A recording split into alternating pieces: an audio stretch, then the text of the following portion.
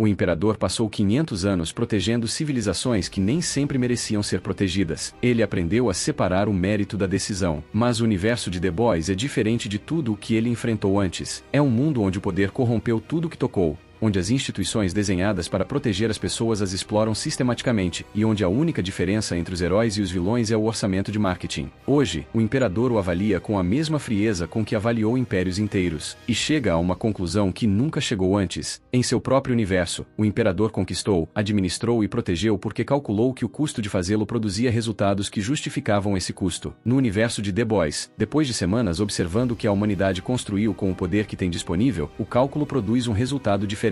Não há nada que justifique o custo. O que vem depois não é uma invasão, não é uma conquista. É algo mais frio e mais definitivo que qualquer uma dessas duas coisas. É um imperador que decidiu que este universo não merece sua intervenção. E a diferença entre não intervir e destruir ativamente é menor do que qualquer um naquele mundo gostaria que fosse. O imperador chegou ao universo de The Boys sem uma agenda de conquista. Chegou observando, como sempre faz antes de qualquer decisão de escala. O que observou nas primeiras semanas foi suficiente para que qualquer análise posterior fosse uma formalidade. A Vogt construiu seres com o poder de deuses e os usou para vender refrigerantes e ganhar contratos militares. Os supes mais poderosos do planeta usaram essa potência para satisfazer o narcisismo, para encobrir crimes, para manter o equilíbrio de terror que tornava rentável sua existência. E a humanidade comum, aquela que não tinha poderes, construiu sistemas de governo, meios de comunicação e instituições completas cujo único propósito real era administrar a ilusão de que algo disso era aceitável.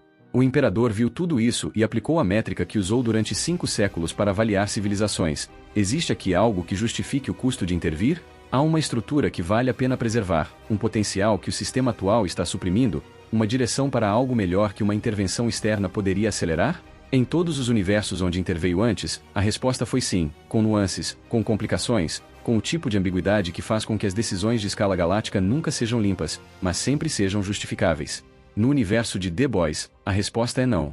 Sem nuances. Sem ambiguidades que valham o tempo de processar. A decisão de não intervir tem consequências que o imperador calcula com a mesma precisão que calcularia qualquer outra variável operativa. Se ele for embora sem fazer nada, Homelander eventualmente entra em colapso de uma maneira que produz danos massivos a civis que não tiveram nenhum papel na construção do sistema que os coloca em risco. A Vogt eventualmente expande o composto V em escala militar global, produzindo um conflito armado com supes em ambos os lados que a infraestrutura do planeta não pode absorver sem colapso sistêmico. Os The Boys eventualmente alcançam ou não seu objetivo, dependendo de variáveis que o imperador não tem razão para influenciar em nenhuma direção. O resultado em qualquer uma dessas trajetórias é uma escala de sofrimento civil que o imperador pode quantificar com precisão e que poderia prevenir com um nível de esforço que, para ele, é operativamente trivial. Mas prevenir esse sofrimento exigiria investir recursos em um sistema que o imperador avaliou como não justificável. E o imperador não investe recursos onde a análise indica que o retorno não existe. O que torna esta decisão de não intervenção em algo mais ativo é Homelander. Homelander detecta o imperador da mesma maneira que detecta qualquer ameaça percebida à sua posição, com a paranoia de alguém cuja identidade inteira depende de ser o ser mais poderoso em qualquer sala. O que Homelander faz com essa detecção não é buscar informação nem avaliar a situação. É atacar, porque atacar é a única resposta que Homelander tem para qualquer coisa que não compreende e que poderia representar uma ameaça. O ataque de Homelander sobre o imperador é o intercâmbio mais breve e mais unilateral do universo de The Boys. Não porque o imperador respondeu com força equivalente, mas porque o imperador simplesmente não estava onde os golpes de Homelander chegavam, e cada reposicionamento do imperador comunica algo que Homelander processa com a clareza terrível de alguém que, pela primeira vez na vida, entende que a distância entre ele e o oponente não é tática. É absoluta. Homelander não pode alcançar o imperador. Literalmente não pode. A velocidade diferencial entre os dois faz com que cada ataque de Homelander seja uma decisão que o imperador já processou e resolveu antes que o ataque chegasse à metade de sua trajetória. Homelander ativa a visão de calor na intensidade máxima. O imperador deixa que ela o atinja, porque quer que Homelander veja a resposta. O calor que derreteu blindagem militar produz na pele do imperador uma sensação que ele classifica como moderada. Homelander olha para aquilo e algo em seu sistema de processamento da realidade produz um erro para o qual ele não tem referência para classificar. O imperador diz a Homelander uma única coisa antes de partir. Não é uma ameaça. É uma avaliação. Ele diz que, em seu universo, seres com o nível de poder de Homelander sem a estrutura de consequência que o faz funcionar são eliminados preventivamente, não porque sejam maus, mas porque são estáveis. E que a única razão pela qual Homelander continua de pé depois deste intercâmbio não é porque o Imperador não pode terminar com isso em segundos. É porque fazê-lo exigiria que o Imperador considerasse este universo digno de sua intervenção. E ele não o considera. Homelander processa isso. E o que isso produz nele não é exatamente medo, porque Homelander não tem o vocabulário emocional para processar o medo de maneira funcional. É algo mais parecido com a primeira compreensão real que ele teve na vida do que significa ser irrelevante. Butcher encontra o Imperador da maneira mais característica de Butcher, buscando deliberadamente, porque Butcher tem informação suficiente para saber que algo de escala completamente diferente acaba de entrar no tabuleiro e que ignorá-lo é a única coisa mais perigosa do que confrontá-lo. A conversa entre os dois é a mais interessante que este cenário produz, porque são os dois personagens deste universo que processam a realidade com maior frialdade e menos ilusão sobre o que as coisas realmente são. Butcher pergunta diretamente o que ele veio fazer. O Imperador diz a verdade, porque a verdade é mais útil que qualquer versão editada dela. Ele veio para observar, observou, e chegou à conclusão de que este universo não justifica intervenção. Butcher processa isso com a expressão de quem passa décadas lutando para mudar exatamente o que o Imperador acaba de descrever como razão para não se envolver, e lhe faz a única pergunta que importa: se ele não vai intervir, o que ele vai fazer? O Imperador lhe diz que essa é a variável que ele ainda está calculando. Porque não intervir não significa que a presença do Imperador neste universo não tenha consequências. Significa que essas consequências não serão as que ninguém neste universo esperaria de algo do seu nível.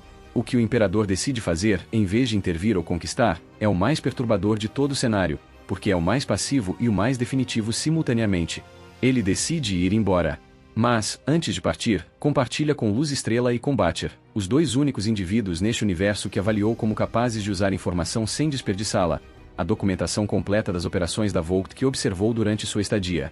Não selecionada, não editada, não filtrada estrategicamente para produzir um resultado específico. Tudo. Porque o Imperador calculou que a única intervenção que poderia se justificar em um universo que não merece o custo de uma intervenção ativa é aquela que habilita esse universo a resolver seus próprios problemas com informação que já existia, mas que estava sendo suprimida. Ele não os salva. Ele lhes dá as ferramentas para tentarem se salvar sozinhos. E a diferença entre essas duas coisas é exatamente a diferença entre um universo que o Imperador considerou digno de investimento e um que ele não considerou. Antes de partir, o Imperador tem um intercâmbio final com Queen Maeve que nenhum dos dois buscou deliberadamente, mas que ocorre porque Maeve é a única pessoa naquele universo que chegou à mesma conclusão que o Imperador sobre o que aquele mundo é, vindo de dentro e sem os 5 séculos de perspectiva que o Imperador tem. Maeve lhe pergunta se a humanidade deste universo tem alguma possibilidade real. O Imperador considera a pergunta com a seriedade que merece e lhe dá a resposta mais honesta que pode dar. Tem exatamente as possibilidades que conquistar. Nem mais, nem menos. E se isso é suficiente, depende de variáveis que ele não pode calcular, porque exigem que a humanidade tome decisões que até agora não demonstrou capacidade de tomar. Maeve escuta isso e não responde. Mas também não o contradiz. O Imperador vai embora. Sem conquista, sem destruição. Sem o tipo de intervenção que qualquer ser do seu nível em qualquer outro cenário teria executado. O que ele deixa para trás é mais difícil de processar do que qualquer uma dessas opções, porque não tem a clareza de uma vitória nem a definição de uma derrota. Deixa um universo com a informação suficiente para tentar mudar e sem nenhuma garantia de que o tente. Deixa Homelander com a primeira compreensão real da sua própria escala no universo mais amplo, o que o torna mais perigoso a curto prazo, porque seres que descobrem suas limitações sem o arcabouço emocional para processá-las produzem exatamente o tipo de colapso que o Imperador calculou que ocorreria eventualmente. E deixa Butcher e Luz Estrela com documentação que pode mudar tudo ou pode não mudar nada, dependendo de se a humanidade desse universo decidir fazer algo diferente com a verdade do que sempre fez, enterrá-la. O que este cenário revela não é que o universo de The Boys não tem esperança. Revela que a esperança que ele tem não vem de fora. Nunca veio de fora.